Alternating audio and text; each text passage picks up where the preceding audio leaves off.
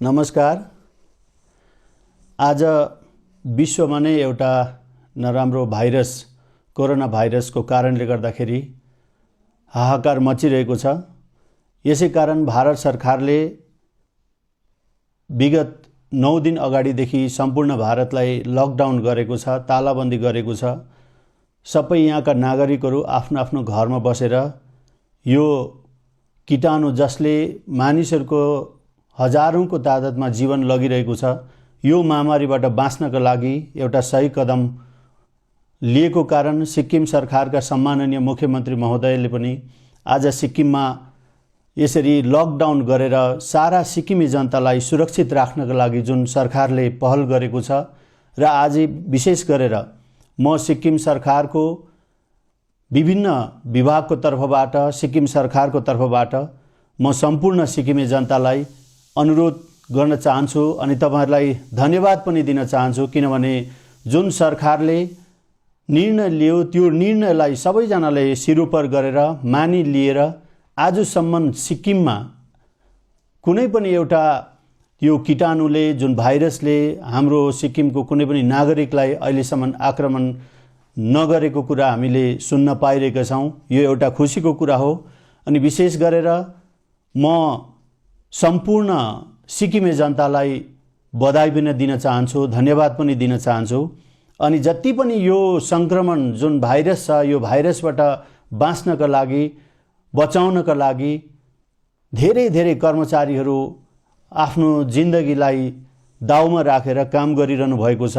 म मेरो विभागको तर्फबाट, मेरो क्षेत्रको सम्पूर्ण जनताको तर्फबाट पनि यहाँलाई धेरै बधाई दिन चाहन्छु, धन्यवाद दिन चाहन्छु। जस्तै हेल्थ स्वास्थ्य कर्मीहरूले डाक्टर्सदेखि लिएर उच्चदेखि निम्न दर्जाका सम्पूर्ण अधिकारीगण, सदस्यगण अनि त्यस्तै प्रकारले प्रहरी अनि विभिन्न डिपार्टमेन्ट जस्तै agriculture, horticulture, animal husbandry, IPR, अरू डिपार्टमेन्टहरू, फुड डिपार्टमेन्ट, यस्ता सम्पूर्ण डिपार्टमेन्टले आफ्नो आफ्नो तहबाट यो कामको लागि, यो सुरक्षाको लागि मेहनत गरिरहनु भएको छ। यहाँहरू सबैलाई धन्यवाद। सँगसँगै विभिन्न गैर सरकारी संस्थाहरू अनि सिक्किम क्रान्तिकारी मोर्चा पार्टीको सम्पूर्ण कमिटी आफ्नो आफ्नो क्षेत्रमा सीएलसी कमिटीदेखि लिएर डिस्ट्रिक्ट कमिटीदेखि लिएर सेन्ट्रल एक्जिक्युटिभ कमिटीका सम्पूर्ण अधिकारीगणहरू पनि यसको लागि परेका छन्। चाहिने सामग्रीहरू आफ्नो आफ्नो ठाउँमा पुर्याउनको लागि सबैजनाले आफ्नो तर्फबाट एउटा बलिदान स्वरूप जिम्मेवारी निभाइरहनु भएकोमा म सरकारको तर्फबाट, मेरो विभागको तर्फबाट यहाँलाई धेरै धेरै बधाई अनि धन्यवाद दिन चाहन्छु। र विशेष गरेर जुन प्रिकसन सरकारले यसको जति कुराबाट बाँच्नुपर्छ भनेर जुन जुन कुराहरू सरकारले यसलाई नियम बनाइदिएको छ, त्यो नियम मुताबिक म्याक्सिमम धेरैभन्दा धेरै नागरिकहरूले यसलाई अपनाइरहेको छ। तर कति ठाउँमा कहीँ यस्तो नअपनाएको कुराहरू पनि देखिन्छ, छुटपुट। तर पनि हामी सबैजना म अनुरोध गर्न चाहन्छु, हामी सम्पूर्ण लागि परौं अनि यो विषालु जुन कीटाणु छ, कोरोना भाइरस, जो सिक्किममा प्रवेश गर्नका लागि हामीले मौका दिनु हुँदैन अनि हाम्रो सिक्किमको हरेक नागरिक बाँच्नुपर्छ भन्ने सरकारको जुन योजना छ, सरकार लागि परेको छ। सम्माननीय मुख्यमन्त्री महोदय दिन रात एक गरेर सबैसँग कन्ट्याक्ट गरेर हरेक कुरामा जोगिनुको लागि जुन प्रकारले काम गरिरहनु भएको छ, यसमा तपाईहरुले पनि सहयोग गरिदिनु भएकोमा फेरि धन्यवाद। र हामीले जुन कुरा गर्नुपर्ने छ त्यो कुरा गर्ने, जुन कुरा नगर्ने त्यो कुरा तपाईहरुले पनि यसमा लागि परिदिनुहोस्, मानिदिनुहोस् भनेर म फेरि पनि बिन्ती गर्छु तपाईहरुलाई। अनि तपाईहरु विशेष गरेर म एउटा आइपिआर विभागको एउटा हेड भएको कारणले, म मन्त्री भएको कारणले विशेष गरेर अहिले सोशल मिडियामा विभिन्न प्रकारका नकारात्मक कतिवटा भिडियोजहरू अपलोडहरू भइरहेको छ, जसले हाम्रा जनतालाई एकदम नै त्यो फेसबुकमा हेरेर, व्हाट्सएपतिर हेरेर डराउने कुराहरू, त्यस्तो खालको भिडियोजहरू पनि अपलोड भइरहेको छ। म तपाईहरुलाई यसमा यही भन्न चाहन्छु, हाम्रो जति पनि नागरिक तपाईहरुले फेसबुक मिडिया चलाउनुहुन्छ, तीनटा कुरामा तपाईहरुले ध्यान दिनु होला। जस्तै एबीसी मा अथेन्टिकेट गर्ने, एबाट अथेन्टिकेट, जुन कुरा सही हो, यो जुन भिडियो अपलोड भएको छ यो कुन ठाउँबाट अपलोड भएको हो, सरकारबाट हो कि होइन, यो रेजिस्टर्ड कुनै सोशल मिडियाबाट हो कि होइन, त्यो अथेन्टिकेट गर्नुहोस्। अनि त्यहाँदेखि दोस्रो कुरा चाहिँ बीबाट, देशबाट के बेनिफिट छ, त्यो भिडियो हेर्दा तपाईलाई के बेनिफिट हुन्छ, त्यो बेनिफिट छ कि छैन त्यहाँबाट त्यसलाई याद गर्नुहोस्। त्यहाँदेखि तपाईको यसबाट तपाईहरु त्यो चेयर गर्ने कुरा छ कि छैन, रमाउने कुरा छ कि, या त त्यो भिडियो हेरेर तपाईँ र म निराशमा गएर डिप्रेसनमा जाने कुराहरू छ, यी कुराहरूबाट पनि तपाईहरु वञ्चित भइदिनुहोस्। तपाईहरुले जुन भिडियो हेर्नुपर्छ त्यो भिडियो हेर्दिने।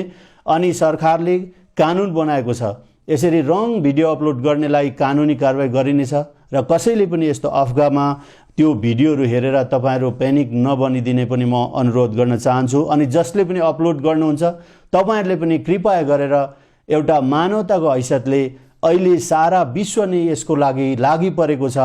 40-50 हजार मानिसहरूको मृत्यु भइसकेको छ अनि लाखौं मानिसहरू यसले संक्रमणले ग्रसित भएर अस्पतालमा छन् भनेदेखि आज यो महामारीमा हामीले इन्जोय गर्ने होइन, तर सबैजना लागि परेर कसरी हुन्छ रोकथाम गर्ने म तपाईहरुलाई अनुरोध गर्छु। अनि म मेरो विभागको एक दुईवटा कुरामा तपाईहरुले राख्न चाहन्छु। जस्तै हाम्रो एग्रिकल्चर हर्टिकल्चर डिपार्टमेन्टले तपाईहरु गाउँ-गाउँमा हाम्रो सिम्फेडबाट तपाईको फार्मर्स प्रोड्युसर अर्गनाइजेसन भन्छ एफपीओ ले हाम्रो चारैवटा जिल्लामा धेरै महत्त्वपूर्ण काम गरिरहेका छन्।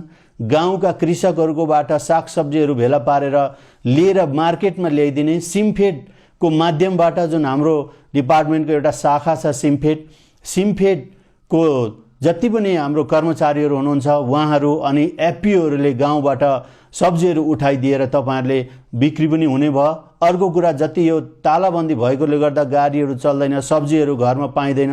हामीले जस्तै गेजिङ बजारमा, नाम्ची बजारमा, ग्यान्टोक, सिङताम, रम्फू अनि गाउँतिर पनि जहाँ जहाँनिर खाँचो पर्छ हाम्रो सिम्फेडबाट एफपीओको मार्फत यो सब्जी पुर्याउने कामहरू पनि गरिरहेका छौँ। यसले गर्दाखेरि हाम्रा कृषक अति नै आदरणीय कृषक वर्गलाई पनि ठुलो सहायता पुगेको छ अनि हामी जतिजना यसलाई उपभोग गर्नेछौँ अनि हामीले किनेर खानु पाइरहेका छौँ। यसले गर्दाखेरि म विभागको सम्पूर्ण प्रिन्सिपल सेक्रेटरीदेखि लिएर सिम्फेडको एमडी साहबदेखि लिएर सचिवगणदेखि लिएर एफपीओका हरेक सदस्यहरू अनि जति पनि खट्नुभएका सबै सदस्यहरूलाई पनि म विभागको तर्फबाट तपाईहरुलाई धेरै धेरै धन्यवाद दिन्छु। तपाईहरुले जति दिनसम्म यो हाम्रो यो एउटा दुःखको घडी छ, हामी सबैजना लागि परेर यसरी सबै नागरिकलाई कसरी हुन्छ खाद्यान्नको आपूर्ति गर्न फुड डिपार्टमेन्ट लागि परेको छ र सिक्किम सरकारका सम्माननीय मुख्यमन्त्री महोदयले अब चाँडै नै 1-2 दिन भित्रमा गरिब कृषकहरूलाई,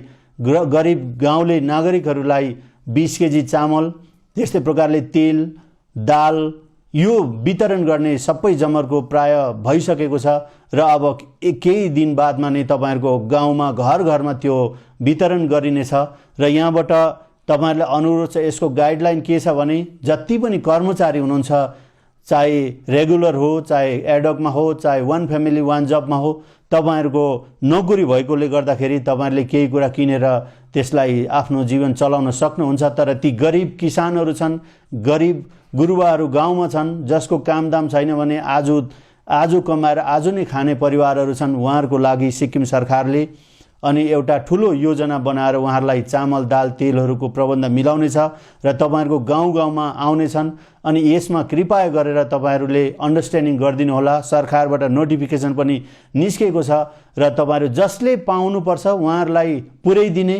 हाम्रो सीएलसी कमिटी भिडियोबाट तपाईहरुले अलरेडी नै अघिबाट नै तपाईहरुलाई सबै कुराको विवरण गरिसकेको छ। यसले गर्दाखेरि तपाईहरु जो सामान लिनु जाँदाखेरि पनि ग्रुपमा नबसिदिनुहोस्, ग्रुप भएर डिस्टेन्सलाई तपाईले ध्यानमा राखिदिनुहोस्, ताकि हामी कुनै ठाउँबाट पनि कुनै पहलुमा पनि हामीले यसलाई मौका नदिउँ कि हामी यसबाट ग्रसित हो। त्यस्तै प्रकारले हाम्रो एनिमल हस्बेन्ड्री डिपार्टमेन्टले पनि तपाईको जति पनि जस्तै ग्यान्टोकको लाल बजारको जुन मासु वितरण बेच्ने ठाउँ छ त्यसलाई पनि साफ सफाई गर्ने हामीले 2-3 दिनको लागि बन्द गरेर सफाई गर्ने।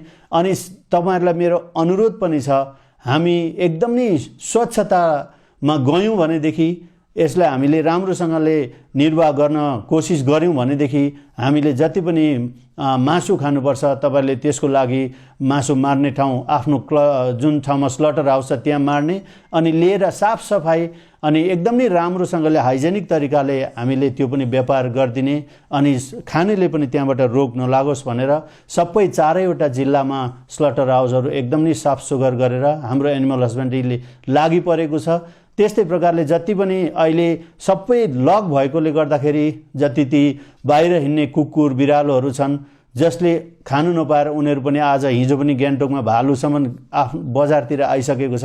त्यस्तै प्रकारले ती कुकुर बिरालोहरू यसरी पशुहरू बाहिर गाउँ गाउँमा खाना होटेलको खानाले उनीहरूको जिन्दगी चल्थ्यो भने त्यो नभएकोले गर्दा सिक्किम सरकारका सम्माननीय मुख्यमन्त्री महोदयको आदेश अनुसार हाम्रो एनिमल हस्बेन्ड्रीले त्यो आहारको बन्दोबस्त पुर्याउने अनि एनजिओहरूलाई पनि अनुरोध गर्ने उहाँहरूले पनि यसको सपोर्ट गरिरहनु भएको छ र म तपाईहरु सबैलाई यो जानकारी दिन चाहन्छु। र फेरि पनि एकपल्ट यो महामारी जुन महामारीले गर्दाखेरि आज विश्वलाई एउटा हल्लाएको छ अनि यो स्वास्थ्य भनेको कुरा चाहिँ जिन्दगीमा धन सम्पत्ति सबै कुरा भन्दा ठुलो कुरा चाहिँ स्वास्थ्य हो। यदि हामी बिमारी भयौं हाम्रो काम गर्न सकेन भने हाम्रो जति नै लामो आयु भयो भने हामी बेकारको हुन्छौं। यसले गर्दाखेरि स्वास्थ्यको लागि सिक्किमे जनता बाँच्नुपर्छ, हामी सबैजना स्वस्थ हुनुपर्छ अनि यो महामारीबाट बाँच्नुपर्छ भनेर जुन सरकारले पालन गरेको यो बन्द छ यसलाई तपाईहरुले पनि सहयोग गरिरहनु भएको छ। तर कति ठाउँमा हाम्रो प्रहरीको बल प्रयोग गर्नुपर्ने छ। भाइ बहिनीहरु कति जनाहरु यसरी यसलाई केयरलेस गरिरहनु भएको छ। तर आज हामी ईश्वरलाई धन्यवाद दिनुपर्छ कि सिक्किममा स्ट्रिक्टली जुन सबै चेकपोस्टको कर्मीहरुले चेकपोस्टमा कसैले पनि मौका नदिएको कारण छिर्नु नदिएको कारण आज सिक्किम आजसम्म बाँचेको छ। यो धन्यवादको कुरा हो किनभने हामीले त्यो बिमार अहिले सिक्किममा आउन सकेको छैन किनभने यो ठूलो एउटा लकडाउन जुन कुरालाई हामीले पालन गरेको छ तपाईहरुले सहयोग गरिदिनु भएको छ त्यसै कारण हो। र आउने दिनमा पनि हाम्रो सम्पूर्ण गाउँलेहरू तपाईहरु जहाँ पनि हुनुहुन्छ सबैजनाले ईश्वरसँग प्रार्थना गरौं कि हाम्रो देश भारतमा अनि त्यतिकै बाहिर विश्वको लागि हामी प्रार्थना गरौं कि यो रोगबाट यो भाइरस जुन भाइरसले गर्दाखेरि आज धेरै मान्छेको ज्यान गइरहेको छ यसबाट बाँच्नका लागि अनि हामी अनुशासनलाई पालन गरेर अगाडि जीवन जिउनका लागि म तपाईहरुलाई अपील पनि गर्न चाहन्छु। सबैजनाको सहयोगले यो सरकारले अपनाएको कुरा तपाई गाउँले अति आदरणीय बाबुआमाहरुको लागि बजारमा बस्नु हुनेहरुको लागि तपाईहरु जति कर्मीहरु हुनुहुन्छ विशेष गरी हामी हृदयबाट नै तपाईहरुलाई म सरकारको तर्फबाट मेरो विभागको तर्फबाट म जनताको तर्फबाट जो सहकर्मीहरु हुनुहुन्छ जसले स्वास्थ्यमा प्रहरी अन्य डिपार्टमेन्टहरुले तपाईहरुले सहयोग गरेर आजसम्म हाम्रो यो जुन महामारीबाट बचाउनु भएको छ र तपाईहरु सबैलाई फेरि पनि धन्यवाद दिदै हामी सबैजना एक मनको भएर सकारात्मक कुराको सोच लिएर नकारात्मक कुराहरू सबै पर सारेर कसरी हुन्छ हामी जुटेर यसलाई यो संक्रमणबाट बाँच्नका लागि कोशिश गरौं भनेर म तपाईहरुलाई अपील गर्न चाहन्छु। धन्यवाद।